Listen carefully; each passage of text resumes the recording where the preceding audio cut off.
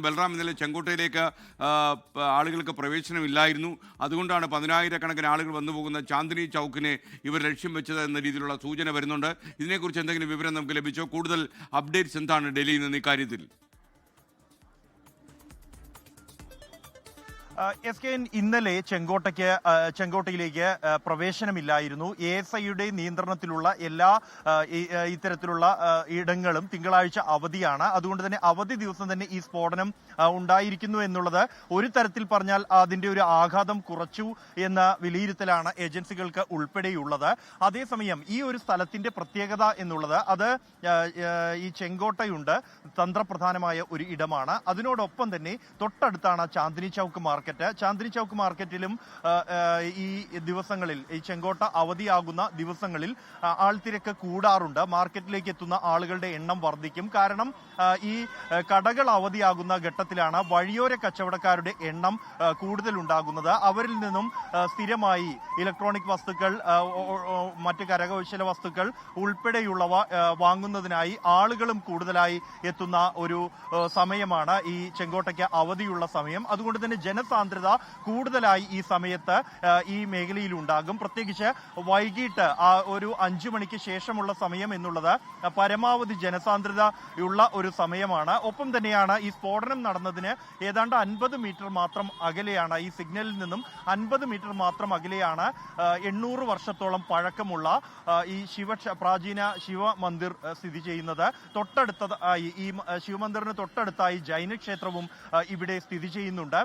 ഇവിടെയെല്ലാം തന്നെ ആളുകൾ, വിശ്വാസികൾ വൈകിട്ടോടെ എത്തുന്ന ഒരു സമയം കൂടിയാണ്. വൈകിട്ട് 6 മണിക്ക് ശേഷം അല്ലെങ്കിൽ 7 മണിയോടെ എന്നുള്ള സമയം മാർക്കറ്റിൽ എത്തുന്ന ആളുകൾ, ഈ ചെങ്കോട്ടയ്ക്ക് പരിസരത്തായി എത്തുന്ന സന്ദർശകർ, സാധന സാമഗ്രികൾ വാങ്ങാൻ എത്തുന്നവർ, വിൽക്കാൻ എത്തുന്നവർ എന്നിവരോടൊപ്പം തന്നെ ഏറ്റവും ജനത്തിരക്കേറിയ ഒരു സിഗ്നലാണ് ഈ സ്ഫോടനം നടന്ന സിഗ്നൽ എന്നുള്ളത്. യഥാർത്ഥത്തിൽ ചാന്ദിനി ചൗക്കിൽ നിന്നും ചെങ്കോട്ടയിലേക്കുള്ള ആളുകൾക്ക് നടന്നു പോകാവുന്ന ഒരു പെഡസ്ട്രിയൻ ക്രോസിംഗ് അവിടെയാണ് സ്ഥിതി ചെയ്യുന്നത്. അതുകൊണ്ട് തന്നെ ആളുകൾക്ക് നടന്നു പോകാൻ സൗകര്യമൊരുക്കാൻ സിഗ്നൽ കൂടിയ സമയം ഏതാണ്ട് 3 മിനിറ്റ് വരെ നിർത്തിയിടുന്ന ഒരു പ്രദേശം കൂടിയാണ്. വലിയ ജനത്തിരക്ക്, വാഹനങ്ങളുടെ വലിയ സാന്ദ്രത ആ ഘട്ടത്തിൽ അവിടെ ഉണ്ടാകാറുണ്ട്. പ്രത്യേകിച്ച് ഈ തിരക്കേറിയ സമയങ്ങളിൽ ഈ സിഗ്നൽ, റെഡ് സിഗ്നൽ വീണ ഘട്ടത്തിലാണ് ഈ വാഹനം ഇവിടേക്ക് എത്തുന്നതും പതിയെ നീങ്ങി എത്തുന്നതും. ആ കൃത്യം വാഹനങ്ങൾ നിർത്തിയിട്ടിരിക്കുന്ന സമയത്ത് തന്നെ ഇവിടെ എത്താൻ ലക്ഷ്യം വെച്ച് തന്നെയായിരിക്കണം ആ നീക്കമുണ്ടായത് എന്നുള്ളതാണ് പോലീസ് ശേഖരിച്ച CCTV ദൃശ്യങ്ങളിൽ നിന്നും വ്യക്തമാകുന്നത്. ആ വാഹനം ചെങ്കോട്ടയ്ക്ക് സമീപമുള്ള പാർക്കിങ്ങിൽ ഏതാണ്ട് 3 മണിക്കൂറിലധികം നിർത്തിയിട്ടിരുന്നു എന്ന് പോലീസിന് ലഭിച്ച CCTV ദൃശ്യങ്ങളിൽ നിന്ന് വ്യക്തമായിട്ടുണ്ട്. ഇന്നലെ വൈകിട്ട് 3:19ഓടെയാണ് ചെങ്കോട്ടയ്ക്ക് സമീപമുള്ള പാർക്കിങ്ങിലേക്ക് ആ വാഹനം എത്തുന്നത്. അവിടെ നിന്നും 6:48 വരെ ആ വാഹനം പാർക്കിങ്ങിൽ നിർത്തിയിട്ടു. 6:48-ന് വാഹനം പുറത്തേക്കെടുക്കുന്നു. പുറത്തേക്കെടുത്ത് 4 മിനിറ്റിനകം ഈ സ്ഫോടനം ഉണ്ടാകുന്നു.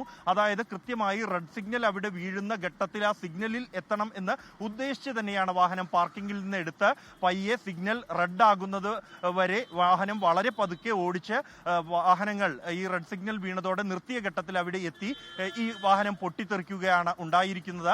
അത്തരം ഒരു നിഗമനത്തിലേക്കാണ് ഏജൻസികൾ എത്തിയത്. കരുതിക്കൂട്ടിയുള്ള ഒരു ആക്രമണം, ജനസാന്ദ്രതയേറിയ ഒരു പ്രദേശത്ത് ആക്രമണം നടത്തുക എന്ന് തന്നെയാണ് ലക്ഷ്യം. ഇന്നലെ ചെങ്കോട്ട അവധിയായി ആൾത്തിരക്ക് സാധാരണ രീതിയിൽ മറ്റു ദിവസങ്ങളെ അപേക്ഷിച്ച് കുറവായ ഘട്ടത്തിലും എന്തുകൊണ്ട് ഈ ആക്രമണം എന്ന ചോദ്യം സ്വാഭാവികമായും ഉയരുന്നുണ്ട്. എങ്കിൽ ഏജൻസികൾ ഇപ്പോൾ എത്തിയിരിക്കുന്ന നിഗമനം എന്നുള്ളത് കഴിഞ്ഞ ദിവസം ഫരീദാബാദിൽ നിന്നും ജമ്മു കശ്മീരിൽ നിന്നും അറസ്റ്റ് ചെയ്ത സംഭവങ്ങൾ, അതിൽ വലിയ തോതിലുള്ള സ്ഫോടക വസ്തുക്കൾ കണ്ടെത്തിയിരുന്നു. ഏതാണ്ട് സമീപകാലത്ത് രാജ്യത്ത് പിടികൂടിയതിൽ ഏറ്റവും വലിയ സ്ഫോടക വസ്തു ശേഖരമാണ് ഇന്നലെ നടത്തിയ അന്വേഷണത്തിൽ ജമ്മു കശ്മീർ പോലീസും ഹരിയാന പോലീസും സംയുക്തമായി പിടികൂടിയിരിക്കുന്നത്. 2,900 കിലോയോളം സ്ഫോടക വസ്തുക്കൾ പിടികൂടിയിരിക്കുന്നു.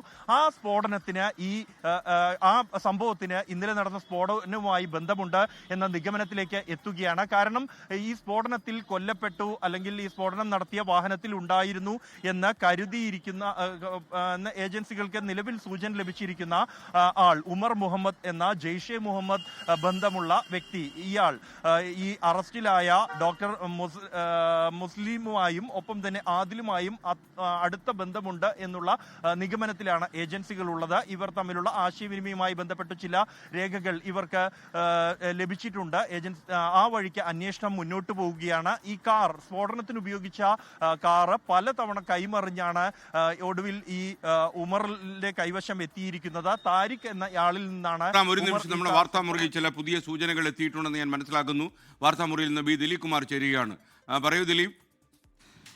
ഈ ഭീകരാക്രമണത്തിന് പിന്നിൽ ഡോക്ടർ മുഹമ്മദ് ഉമർ എന്നയാളാണ് എന്ന നിലയിലേക്ക് ഇപ്പോൾ അന്വേഷണം നീങ്ങുന്നുണ്ട്. ഈ ഉമർ ഇന്നലത്തെ ഈ സ്ഫോടനത്തിൽ കൊല്ലപ്പെട്ടിട്ടുണ്ടോ എന്ന കാര്യത്തിലും ഇപ്പോൾ അന്വേഷണ ഏജൻസികൾക്ക് സംശയമുണ്ട്. ഫരീദാബാദിൽ കഴിഞ്ഞ ദിവസം പിടിച്ച 2900 കിലോ IED നിയന്ത്രിത വിദൂര നിയന്ത്രിത ഈ സ്ഫോടക വസ്തുക്കളാണ് അന്ന് കഴിഞ്ഞ ദിവസം പിടിച്ചെടുത്തത്. ഇതിൽ പെട്ടിട്ടുള്ള ഡോക്ടർ മുസമ്മിലും ഇയാളും തമ്മിൽ അടുത്ത ബന്ധമുണ്ട് എന്നാണ് ഇപ്പോൾ ലഭ്യമാകുന്ന വിവരം. മാത്രമല്ല, ഈ CCTV ഫുട്ടേജുകൾ ഡൽഹി പോലീസിൻ്റെ സ്പെഷ്യൽ സെൽ പരിശോധിച്ചു. അതിൻ്റെ അടിസ്ഥാനത്തിൽ ഈ കാർ കടന്നു വന്നത് ബദർപൂർ ഏരിയയിൽ നിന്നാണ്. ബദർപൂർ പ്രദേശം ഫരീദാബാദിലേക്കുള്ള വഴിയാണ്. ഡൽഹിയിൽ നിന്ന് ആ ബദർപൂർ വഴിയാണ് കാർ ഡൽഹിയിലേക്ക് കടന്നിട്ടുള്ളത് എന്ന കാര്യത്തിലും ഇപ്പോൾ ഏതാണ്ട് വ്യക്തമായ സൂചനകൾ ലഭിക്കുകയാണ്. അതിനുശേഷമാണ് ഈ കാറ് ഈ ലാൽ കില ഏരിയയിലേക്ക്, ചെങ്കോട്ട പ്രദേശത്തേക്ക് എത്തിയത്.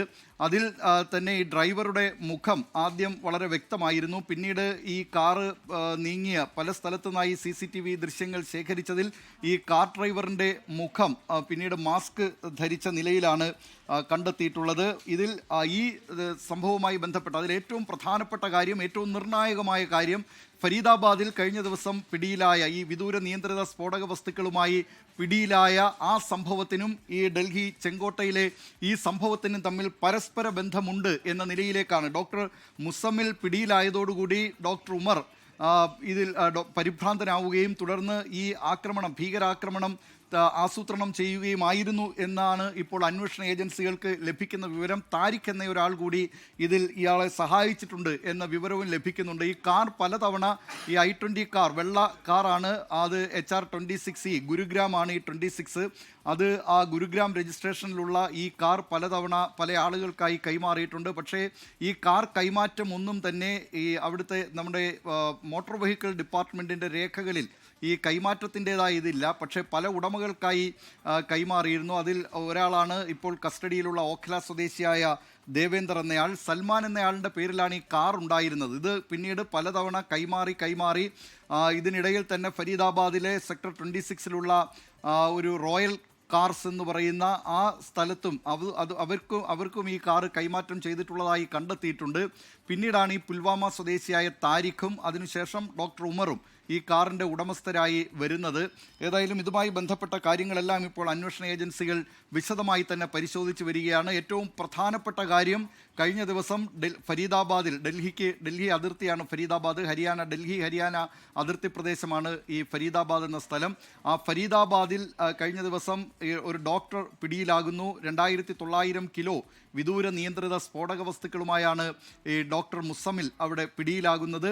ഈ സംഭവവും ഡൽഹിയിലെ ഈ ചെങ്കോട്ടയ്ക്ക് സമീപം നടന്നിട്ടുള്ള ഈ ഭീകരാക്രമണവും തമ്മിൽ വളരെ ബന്ധമുണ്ട് എന്ന നിലയിലേക്ക് ഇപ്പോൾ അന്വേഷണ ഏജൻസികൾ എത്തുകയാണ്. ഇതിൻ്റെ ഏറ്റവും പ്രധാനപ്പെട്ട ആസൂത്രകനായ ഡോക്ടർ ഉമർ ഈ സ്ഫോടനത്തിൽ കൊല്ലപ്പെട്ടു എന്ന് ഇപ്പോൾ സംശയിക്കുന്നുണ്ട്. പക്ഷേ അക്കാര്യത്തിൽ ഒരു സ്ഥിരീകരണം ഇനിയും ലഭിച്ചിട്ടില്ല. ഏതായാലും ഈ നിലയിലാണ് ഇപ്പോൾ അന്വേഷണം പുരോഗമിക്കുന്നത്. SK.